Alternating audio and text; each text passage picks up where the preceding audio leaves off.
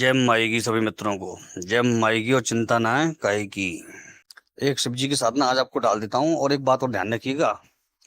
सावन का महीना बड़ी साधनाओं के लिए और बड़ी उच्च श्रेणी की साधनाओं के लिए अति उत्तम हमेशा ही रहा है। उसमें किसी मुहूर्त को देखने की आवश्यकता नहीं रही है, किसी योग को देखने की आवश्यकता नहीं रही है, क्योंकि जिस जगह शिव जी बैठ जाएं उस जगह तो सब कुछ रंगल मंगल है। तो ये चीज समझ लीजिए। अब कुछ प्रश्नों के जवाब जो सबसे ज्यादा आते हैं मेरे पास आजकल में। पहला प्रश्न कि जो हम देवताओं को भोग वगैरह देते हैं, ये किस तरह के देवताओं को दिया जाता है, ये कैसे दिया जाता है, और जो भोग पे चलने वाले देवता होते हैं वो क्या होते हैं। देखिए ऐसा है मित्रों, इसमें एक सीधा सा मैं वो बता देता हूँ। ये प्रश्न मेरे पास अभी दो तीन मैंने साधनाओं में भोग लगाने की बात कही ना, उसके बाद आया ये प्रश्न। तो देखो मित्रों, भोग दो तरह का होता है। एक तामसी देवताओं को दिए जाने वाला भोग, जो कि वही भोग होता है जो सात्विक में होता है, और एक सात्विक देवताओं को दिया जाने वाला भोग। तो इसमें एक एक प्रॉब्लम ये है कि सात्विक देवताओं को जो भोग दिया जाता है वो अगर गलती से नहीं भी दे पाए आप तो कोई दिक्कत नहीं होगी आपको। लेकिन जो तामसी देवताओं को आपने भोग का विधान बना लिया है, या तामसी साधना कर रहे हैं, उग्र साधना कर रहे हैं, उसमें भोग का विधान है, अगर वो गड़बड़ हो गया तो आपको लेने के देने पड़ जाएंगे। याद रखिएगा, आप किसी देवता को कोई भोग दे रहे हैं, उसी देवता को आपसे ज्यादा भोग और आपसे सही तरीके से किसी और ने दे दिया, तो वो उस देवता की बात, तामसी देवता की, आप चाहे जितनी बढ़िया साधना कर रहे हैं, वो आपको उस साधना का कोई वो लाज नहीं रखेगा, वो आपको उल्टा कर देगा। तो इसमें ये गलती होती है, ये एक जगह गड़बड़ है। तो इस जगह इसी वजह से सात्विक देवताओं को ही लगा के चलना चाहिए इस मामले में, क्योंकि वहां पे गलती होने पे बचने की गुंजाइश है, क्षमा मिल जाएगी। लेकिन तामसी में क्षमा नहीं मिलेगी, तामसी में दंड मिलेगा तात्कालिक रूप से। ऐसे मेरे पास बहुत लोग आए हैं जो चोट खा चुके हैं इस मामले में। देखिए, पंचांगुली साधना का विधान में आपको मैं पहले बता चुका हूँ, वैसे ग्रुप में मैंने कराया भी है। तो पंचांगुली साधना में एक चीज बता दूं मैं आपको। पंचांगुली साधना में जो पुरातन या प्राचीन विधान है उसी के आधार पर चलना चाहिए, नई तरीके के। क्योंकि कई लोगों ने इसमें गड्ढे मड्ढे कर दिए और मिला जुला कर दिया है इसको। अब मंत्र भी खंडित है, मंत्र भी खंडित है। तो उस वजह से आप बच के रहें इस चीज से। मुझे मेरे पति गला दबाकर मारते हैं और घर से निकलते ही लोगों ने कुछ खिला दिया। देखिए ऐसा है, अगर ऐसा है तो एक हनुमान जी की मूर्ति लाइए आप। एक हनुमान जी की पीतल की मूर्ति लाइए, छोटी सी। और ऐसी मूर्ति लाना जो कटोरी में आ जाए आराम से, ठीक है।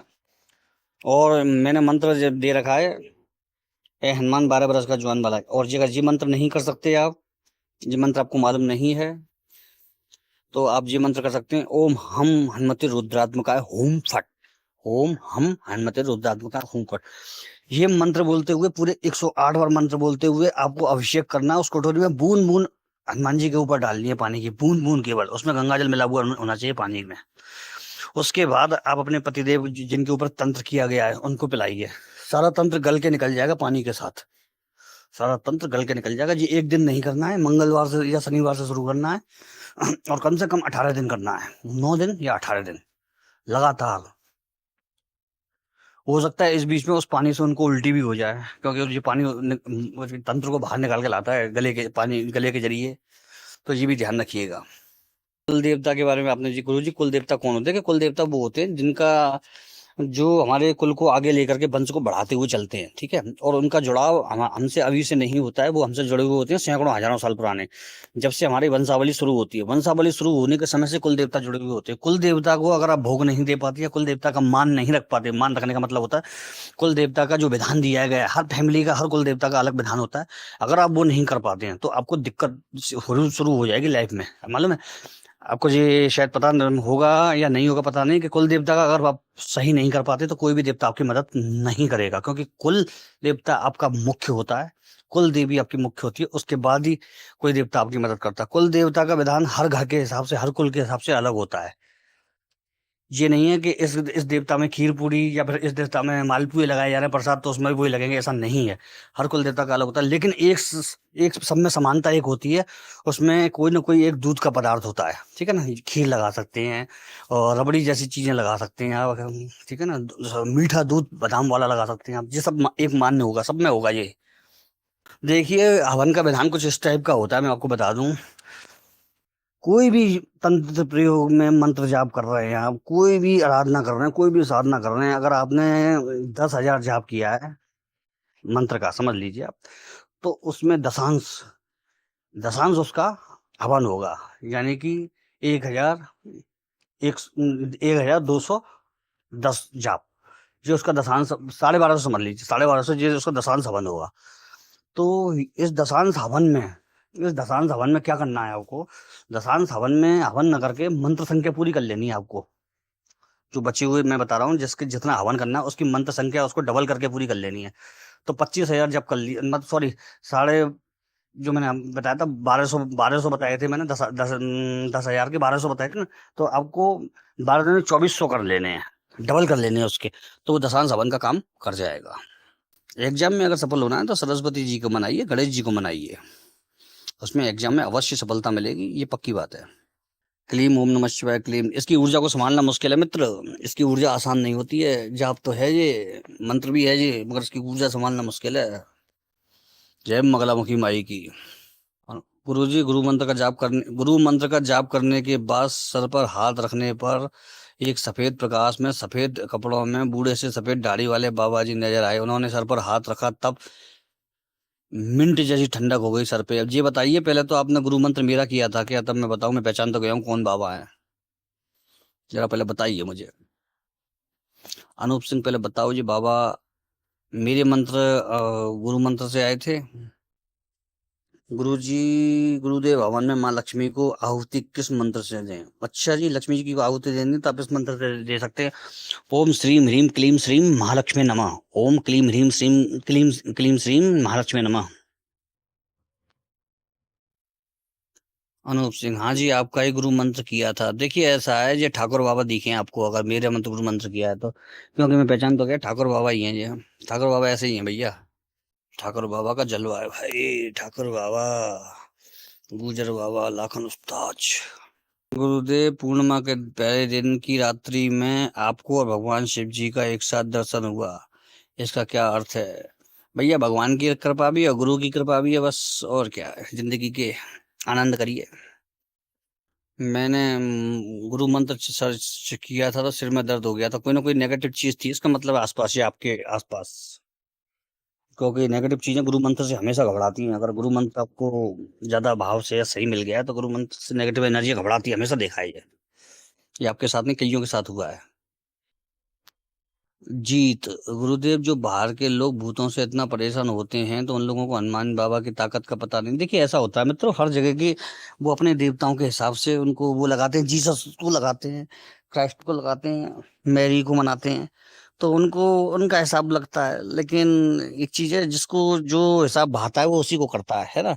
हम उनको समझाएंगे भी तो भी कोई फर्क नहीं पड़ने का। लेकिन मैंने उस जगह पे भी अपने सनातन, जो हमारी भारतीय जो अध्यात्म की शक्ति है, वो उनको उनको मैंने वहां पे भी महसूस करा दी। मैंने कि बेटा देखो कि हमारे हिंदू उसमें कितनी वो होती है, बल होता है तंत्रों में, मंत्रों में। तो मैंने वहां तक महसूस करा दी, इसीलिए तो इतने लोग आते हैं दूर से। भाई, जब किसी के पास कुछ होगा ही नहीं, किसी को या किसी को अनुभव ही नहीं होगा, तो क्यों आएगा इतनी दूर से आदमी मिलने? पागल थोड़ी ना हो रहा है वो, अपने लाखों रुपए फूकेगा विदेश से यहाँ पे आएगा, तो वो उनको महसूस हुआ। एक के साथ तो ऐसा हुआ था कि एक बार क्या हुआ कि वो लेटी हुई थी घर में, तो बुजुर्ग थी, तो कोई आके गला दबाने लगा। बाहर की बात है, विदेश की, तो पता नहीं चला। फिर वो मुझे सर्च करते कि वो देख रही थी, तो मेरा चैनल खुला तो उसमें एक आध उपाय मिला।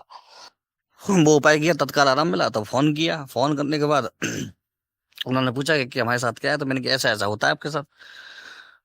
तो बोली हाँ होता तो है। तो फिर मैंने उपाय बताया कि हनुमान जी का जो उपाय अचूक है, आप कर लीजिए, एक ही बार में चला जाएगा। तो मित्रों, ऐसा होता है, विश्वास के ऊपर होता है, विश्वास के सब ऊपर जी। हनुमान वाला ही बताया था मैंने उपाय पूरा मंत्र के साथ, तो वो तत्काल लाभ मिला, वो चीज बिल्कुल चली गई, हट गए। तो हर साल उनका आना जाना लगा ही रहता है लगभग। तो विश्वास के ऊपर भी तो होता है ना।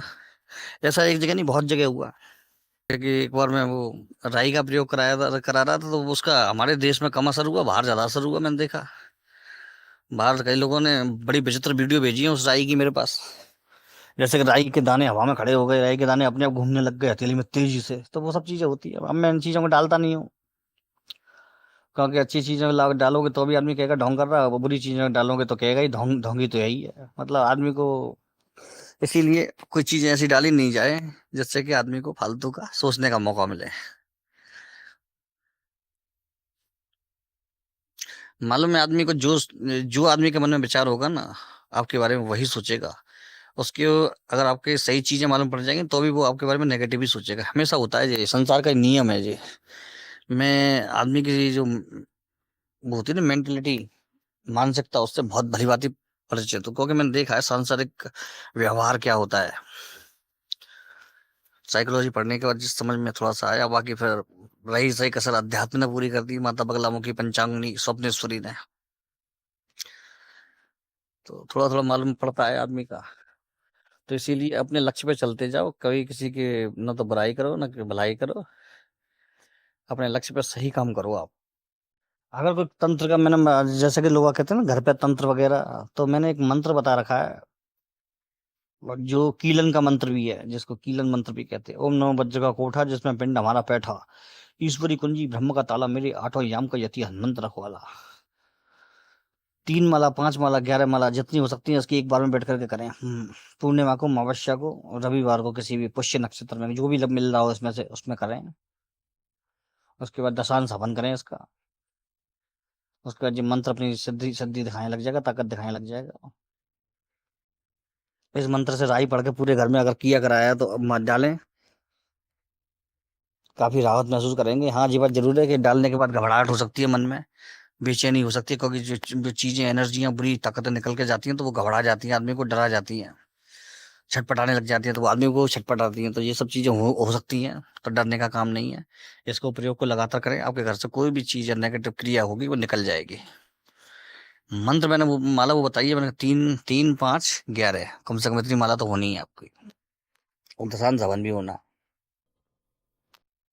मंत्र जाप कर रहे हैं, अनुभूति नहीं होती, बिल्कुल हो सकता है, क्यों नहीं हो सकता है आपके संग कोई कर्म का प्रारब्ध का दोष चल रहा हो। हाँ मालूम है, ओम पशुपतये नमः। हाँ, 100 माला कर सकते हैं, 21 माला कर सकते हैं, 108 बार कर सकते हैं, कोई टेंशन नहीं। आप आपके ऊपर है, डिपेंड है कि कितना करते हैं। कोई चिंता नहीं करिए आप, आराम से। लेकिन उससे पहले शंकर जी का बहुत अच्छा सा बढ़िया सा प्रयोग आपके लिए बता रहा हूँ, जो कि पूरे सावन आप कर सकते हैं और अच्छी तरह से कर सकते हैं। ठीक है ना? सावन के हिसाब से एक प्रयोग बता रहा हूँ। गुरु जी, क्या सूर्य नाड़ी और चंद्र नाड़ी के अनुसार मंत्र भी जागृत और सुप्त होते हैं? वाह मेरे मित्र, क्या बात है! हाँ बिल्कुल होते हैं। ये तो बहुत बड़ी बढ़िया बारीक चीज पूछी है आपने।